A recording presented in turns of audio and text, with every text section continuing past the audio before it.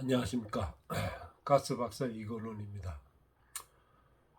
동영상을 계속해서 올리려고 생각을 바꿨습니다.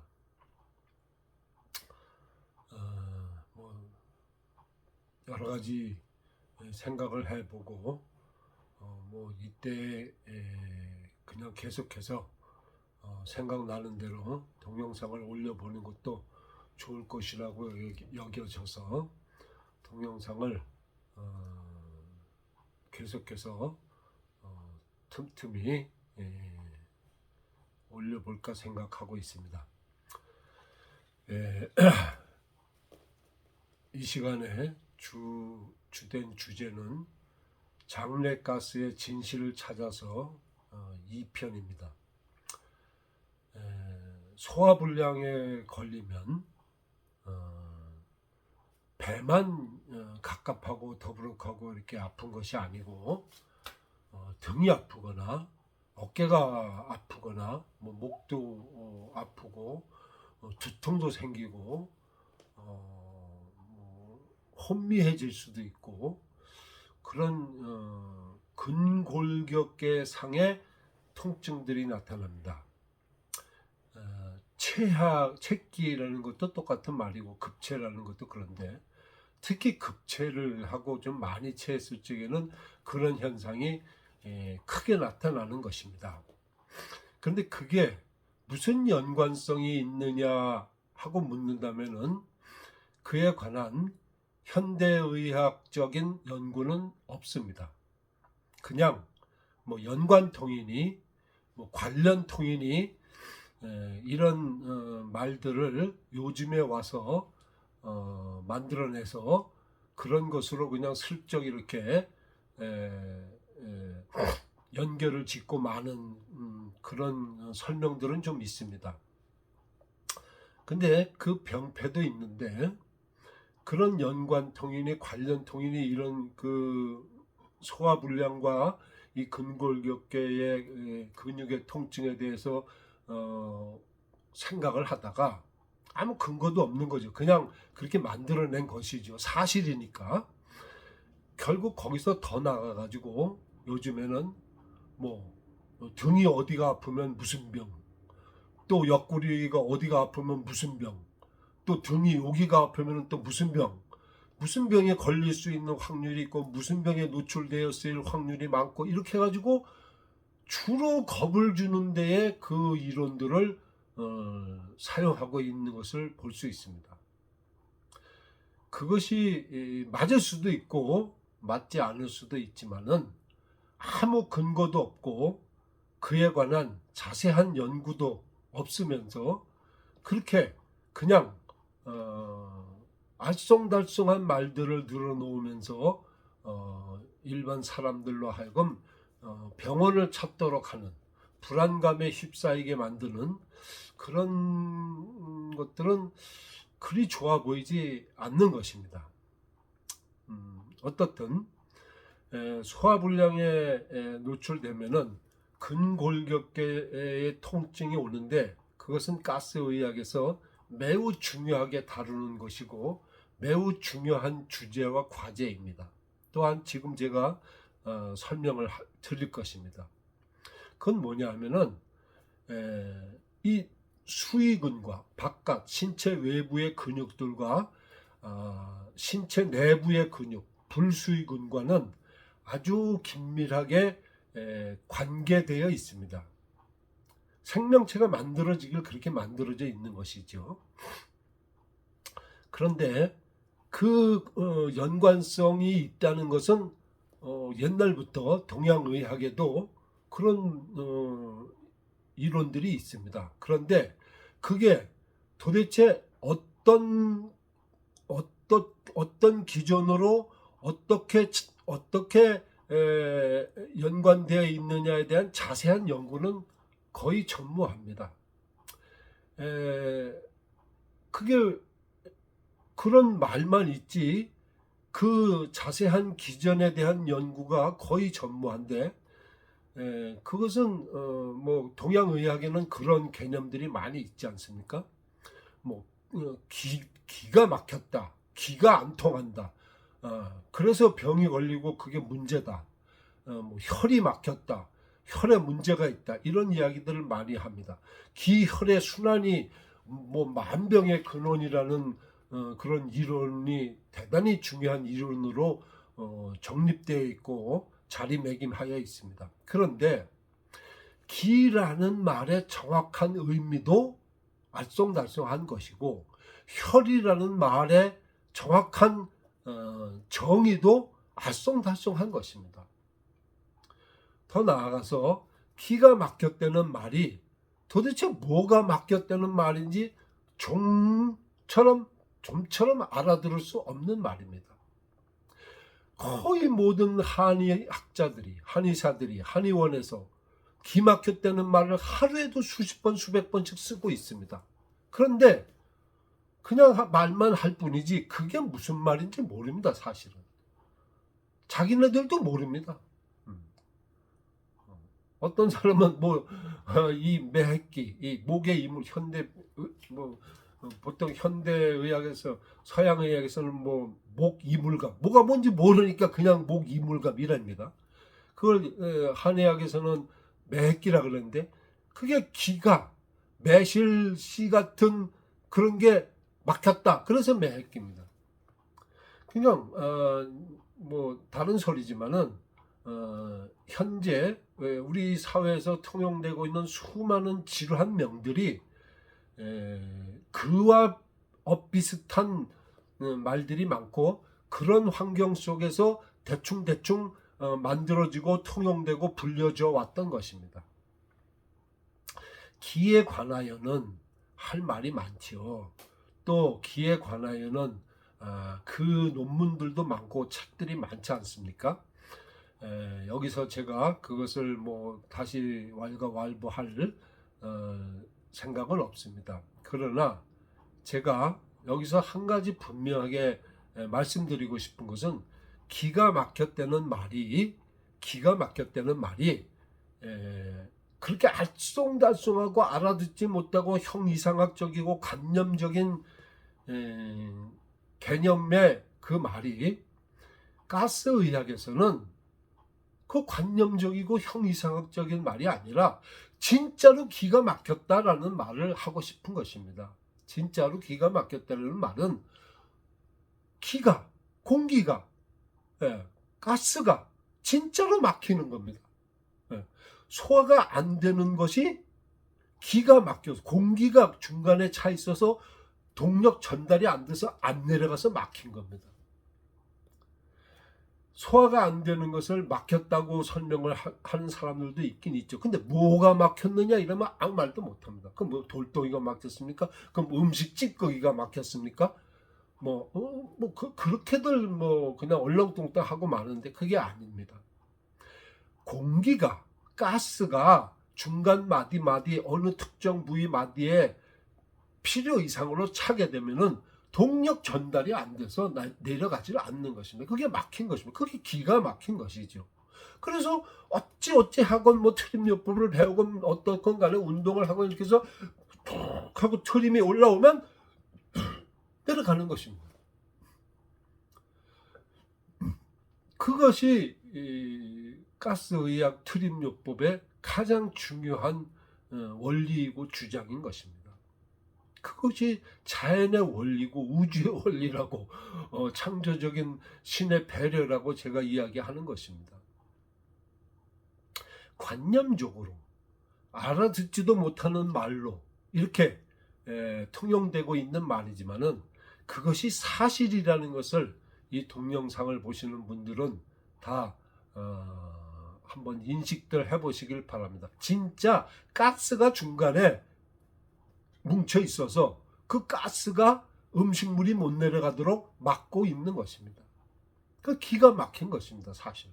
그 한의사나 한의학의 이 가스의학, 트림요법의 이러한 원리와 이러한 방법론들을 도입한다면 제가 볼 적에는 한의학이 엄청난 발전을 할 수 있을 것으로 여겨집니다. 감히.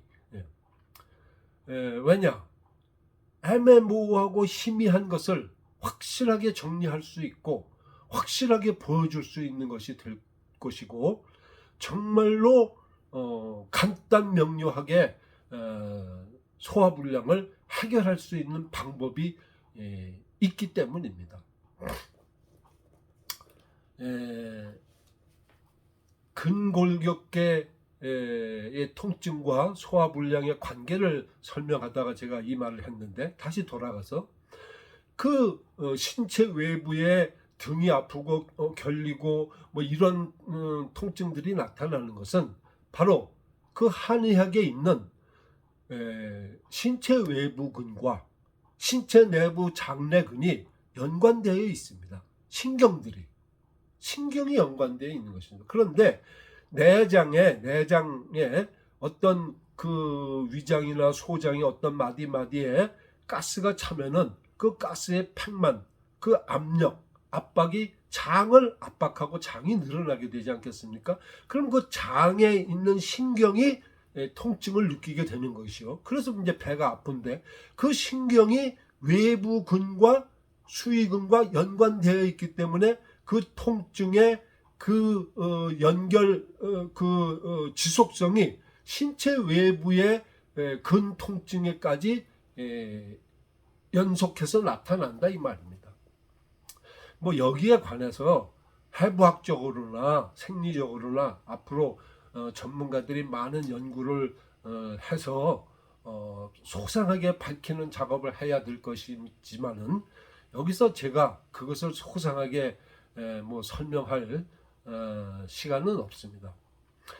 핵심은 뭐냐면은, 등이 아프거나 어깨가 결리거나 할 때 가스를 빼면 그 순간에 없어집니다.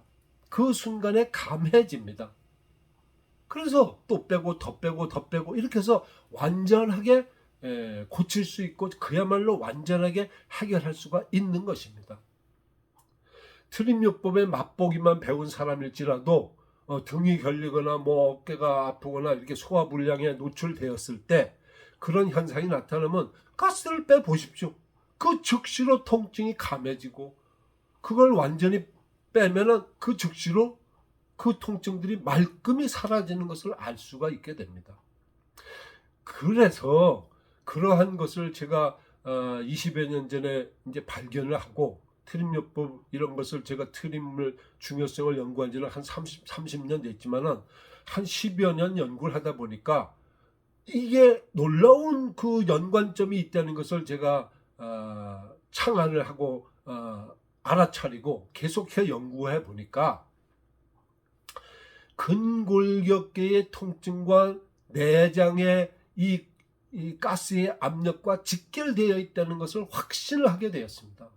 몇 년 동안 이렇게 해보고 저렇게 해보고 이렇게 해보고 고생 끝에 이거는 의심할 수 없는 분명한 사실이라는 것을 제가 확신할 수 있게 되었고, 그래서 연구를 거듭하면서 그 근골격계 질환을, 장내 가스를 배출하고 몸 밖으로 빼내므로 인해서 근골격계의 경직을 부드럽게 확실하게 녹일 수 있고 근본적으로 아주 완치시킬 수 있는 방법이 된다는 것을 제가 알고, 그 연구 끝에 이러한 방법들을 다 만들어낸 것입니다. 트림요법의 1단계나 2단계 정도를 배우면은 그런 것들에 대해서 약간 배웁니다. 또 오늘 제가 조금 설명을 시간이 되면 하려고 하는데 시간이 얼마나 될지는 모르겠습니다. 트림요법을 수련하다 보면은 이렇게 어깨를 으쓱으쓱하고 자극하는 것이 있습니다. 근데 어깨를 이렇게 하는 것이냐, 이렇게 하는 것이냐, 이렇게 하는 것이냐, 뭐 이렇게 하는 것이냐, 이게 전부 정도가 다르지 않습니까? 그럼 어떻게 하는 것이냐? 그거 일률적으로 획일적으로 이야기하다 보면은 아주 골치 아파집니다. 왜? 어떻게 하는 뭐 요만큼 1cm, 2cm, 3cm, 4cm, 5cm 이게 애매모호한 것이죠. 그러나 아주 분명하게 확실하게 명확하게 설명을 합니다. 저는 그 뭐냐, 통증을 느끼는 정도의 어깨를 올려보면 되는 겁니다. 통증을 느끼거나 결림을 느끼거나 이렇게 그 근육의 이상한 이상 감각을 느끼는 정도까지 올려서 그 근육을 깔짝깔짝깔짝 일렁일렁 자극을 하면은 뭔가 스멀스멀 올라옵니다. 그게 가스죠. 그 가스를 토해내면 트림이 되는 것입니다. 너무도 간단하고 명확하지 않습니까? 요만큼 올리느냐, 요만큼 올리느냐, 이만큼 올리느냐, 그거는 각자가 다 다릅니다. 어느 선에서 통증이 나타나는지 거기서부터 시작하는 겁니다. 그리고 그 통증을 조금 여러 차례 걸쳐서 일렁일렁하고 깔짝깔짝 자극을 하면은 이 두들기는 거 대신에 하는 겁니다. 이것도 자극이 아니겠습니까? 그렇게 자극을 하다 보면은 두들기는 때와 마찬가지로 뭔가 이렇게 스멀스멀 올라오면서 속이 갑갑해집니다. 그게 가스가 올라오는 것이죠. 그 가스를 뿜어내고 토해내면 그게 트림이 아니겠습니까?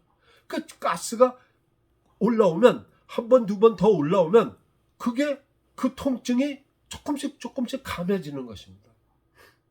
어떤 사람은 많이 해야 많이 감할 수 있고 그 정도에 따라서 그 경직에 따라서 얼만큼 해야 그 경직을 완전히 해결할 수 있느냐는 그 경직 정도에 따라서 다른 것이고 가스의 그 뭉침 정도 또 가스가 다시 생기고 재생되는 정도에 따라서 달라지는 것입니다. 아주 묘한 것입니다. 이 사실을 현대의학이 모르고 있기 때문에 제가 이것을 세상에 알리는 작업을 해왔고 또 이렇게 동영상을 통해서 이렇게 알리는 것입니다.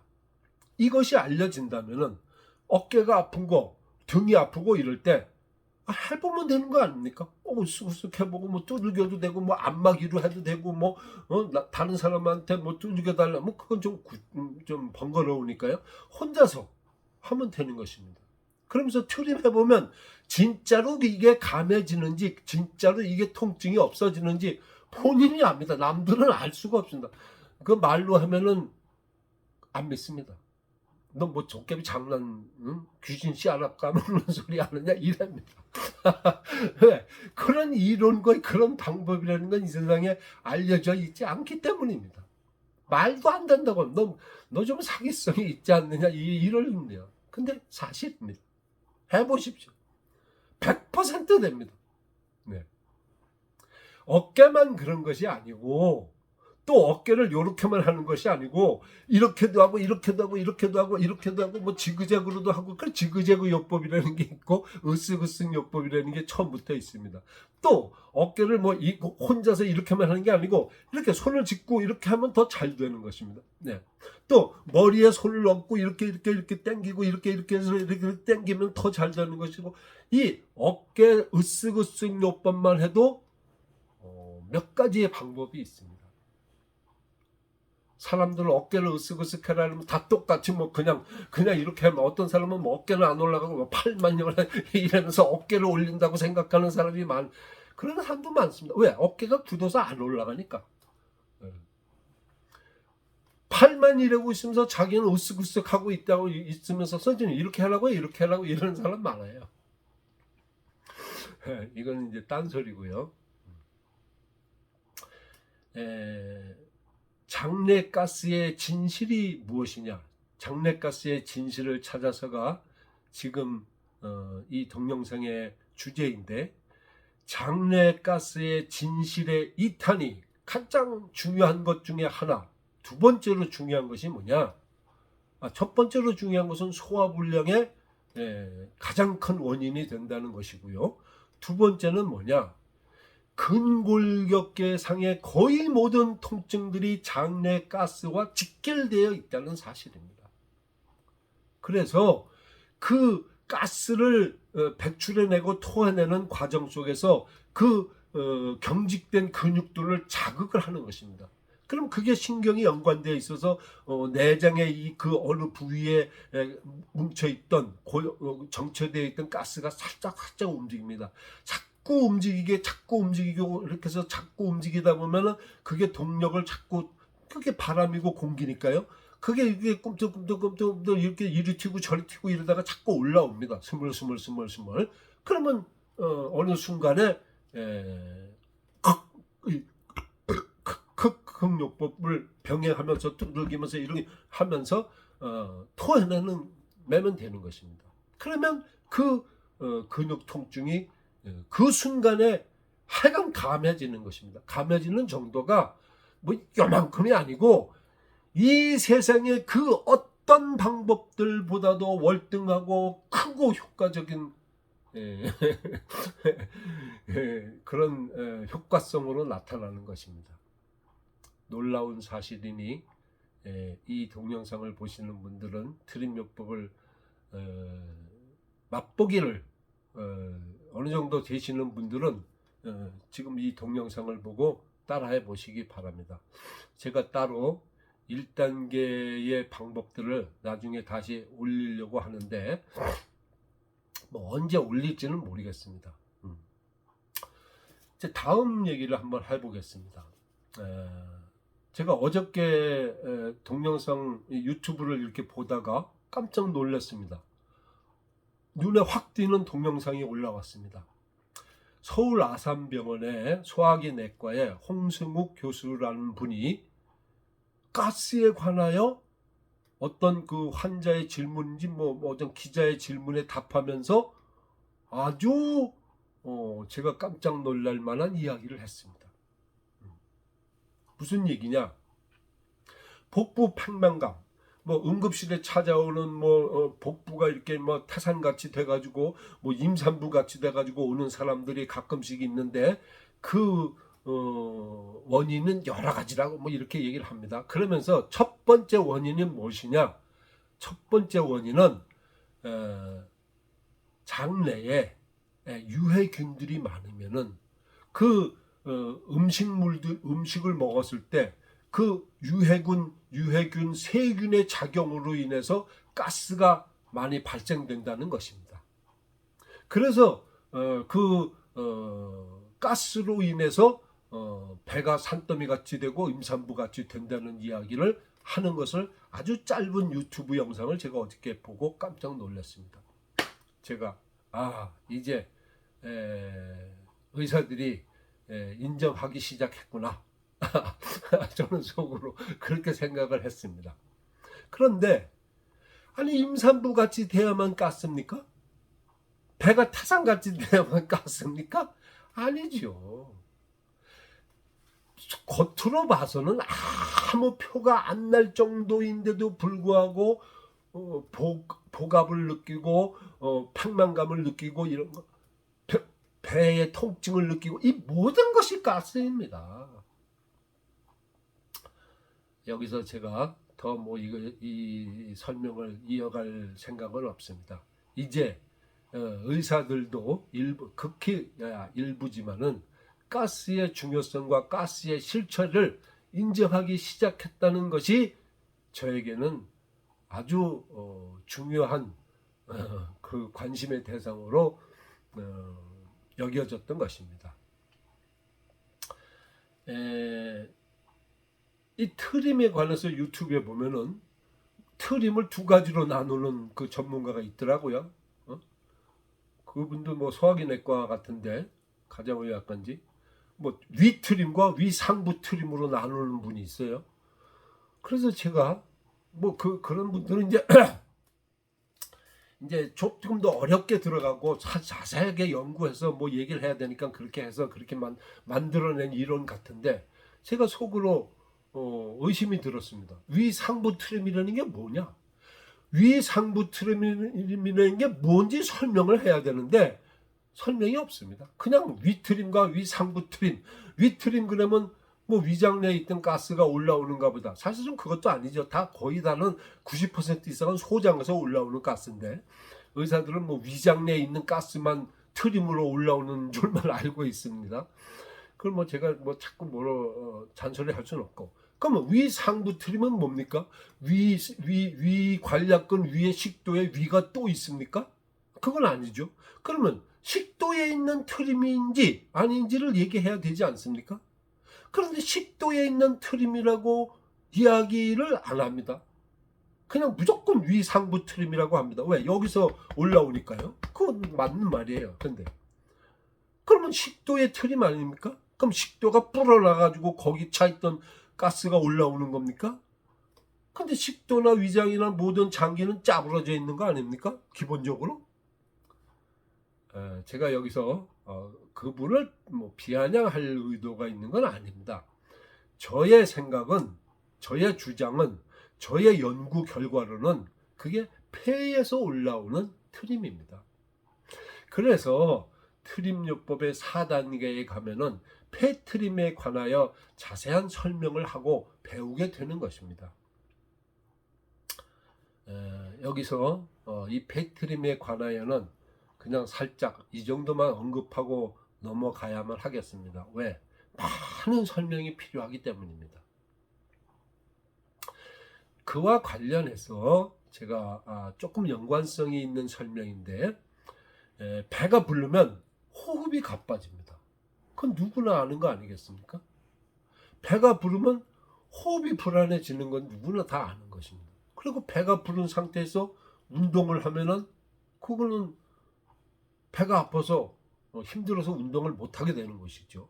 스포츠 선수들이 뭐 영양을 왕창 섭취하고 뭐 축구를 하겠습니까? 농구를 하겠습니까? 배구를 하겠습니까?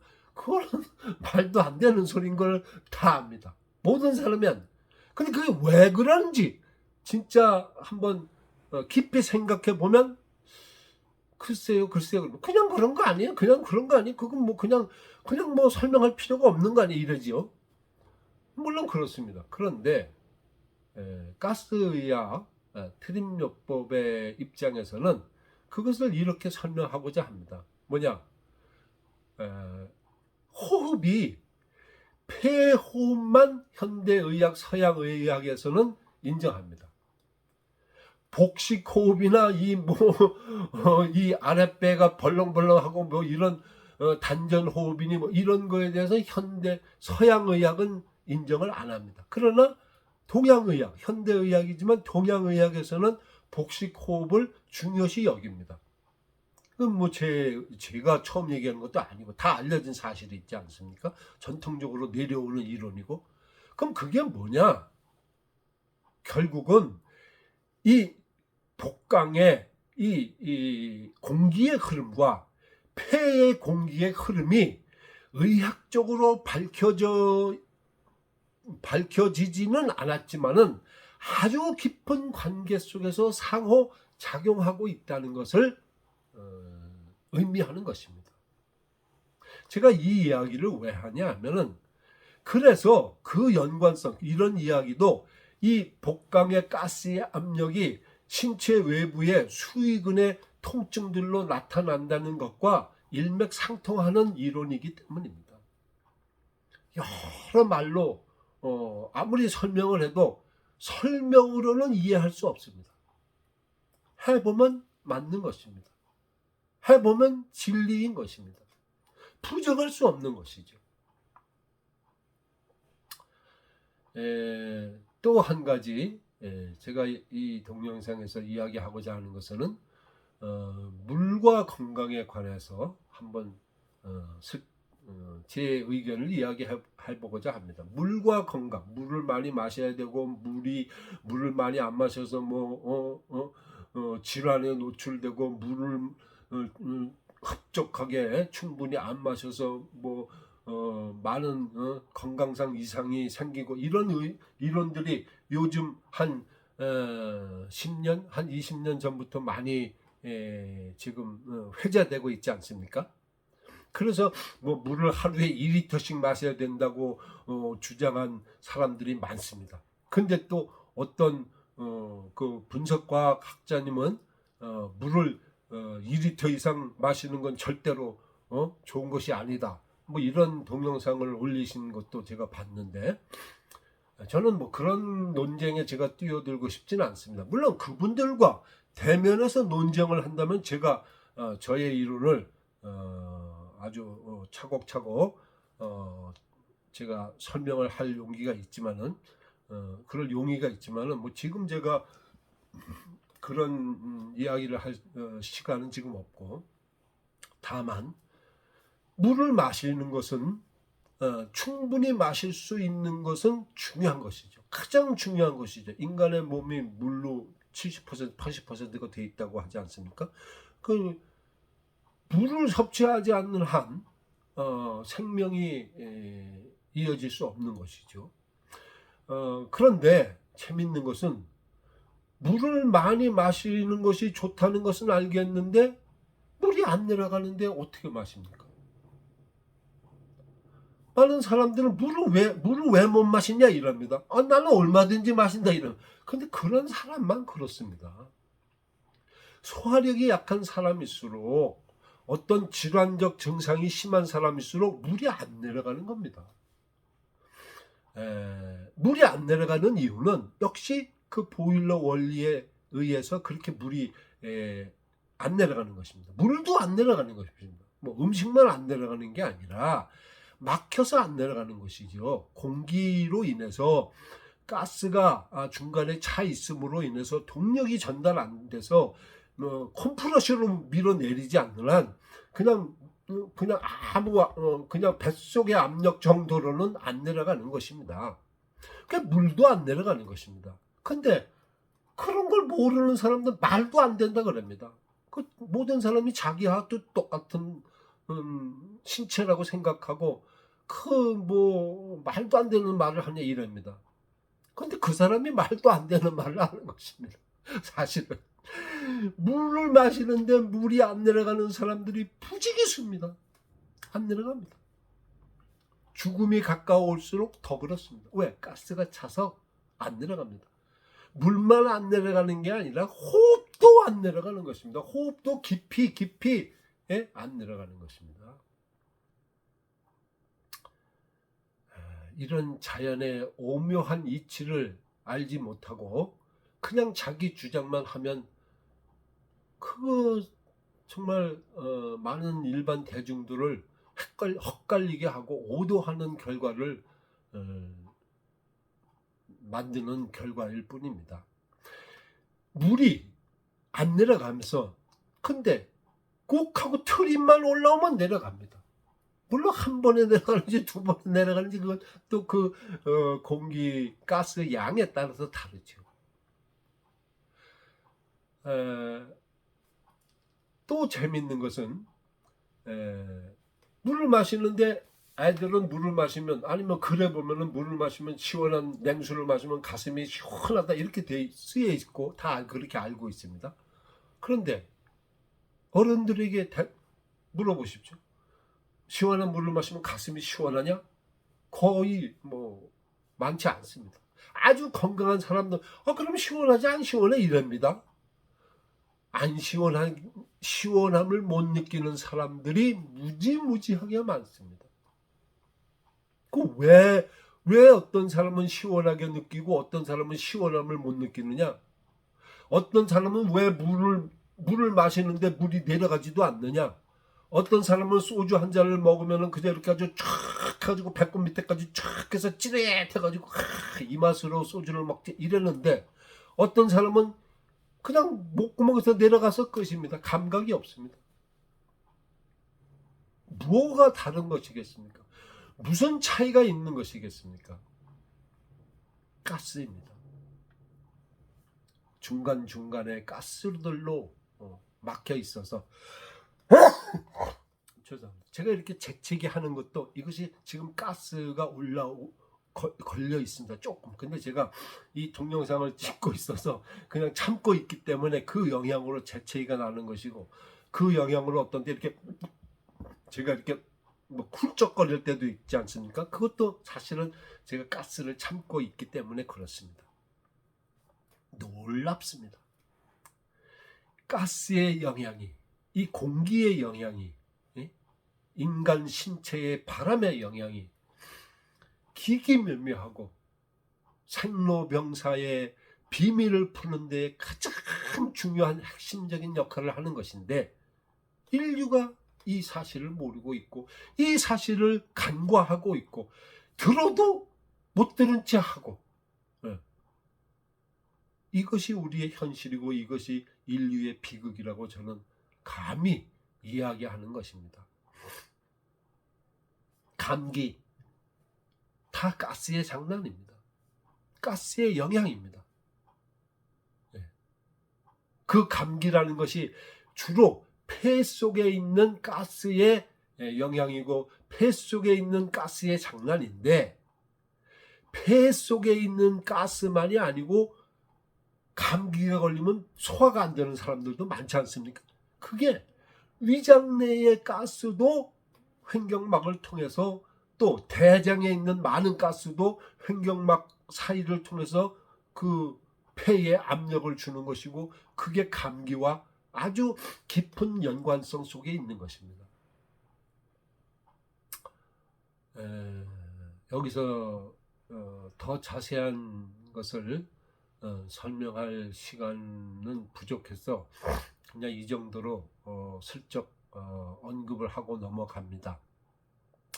그러나 만일에 제가 어떤 전문가들과 토론을 한다든가 어떤 강의를 충분한 시간을 가지고 한다면은 제가 소상하게 저의 이론과 이런 방법론들을 제가 아주 분명하게 말을 할 수 있을 것입니다. 혹시 이 동영상을 보시고 뭐 학교 선생님이나 교장 선생님들이 저를 일일 강사로 한번 초대하고 싶다, 초청하고 싶다 그러면 저는 기꺼이 응할 것이고 무료로 응할 것입니다. 강의비를 요구하지 않을 것입니다. 자라나는 세대들에게 트림과 방귀의 중요성을 재인식이 아닙니다. 바르게 인식시키는 것이죠. 최초로 인식시켜야 됩니다. 머릿속에. 누구나 끼는 방귀고 누구나 하는 트림인데 그걸 가지고 깔깔거리고 비웃고 창피를 주고 하지 말자. 똑같은 사정 아니냐.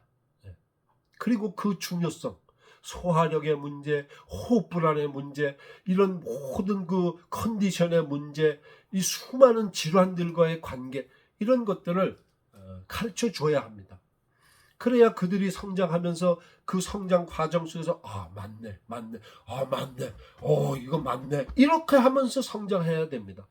그래야 병원에 가는 일이 줄어드는 것이고, 약을 먹고 약신세를 지는 일이 덜해질 것 아니겠습니까? 대학에서 뭐 교수님들이나 학생회에서나 만일에 이 동영상을 보시고 저를 초청을 해서 강의를 듣겠다 그러면 역시 무료로 하겠습니다.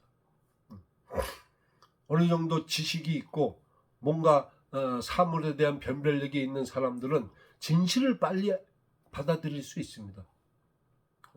어른들은 너무 많이 쇠뇌돼서 역류성 식도염의 실체를 제가 얘기해도 거의 안 받아들입니다. 거의. 근데 젊은이들은 진실과 그 진실을 추구하는 학구적인 태도가 있어서 금방 받아들입니다. 그리고 그들에게 설명하면 이렇게 많은 설명이 필요 없습니다. 빨리빨리 알아들으니까.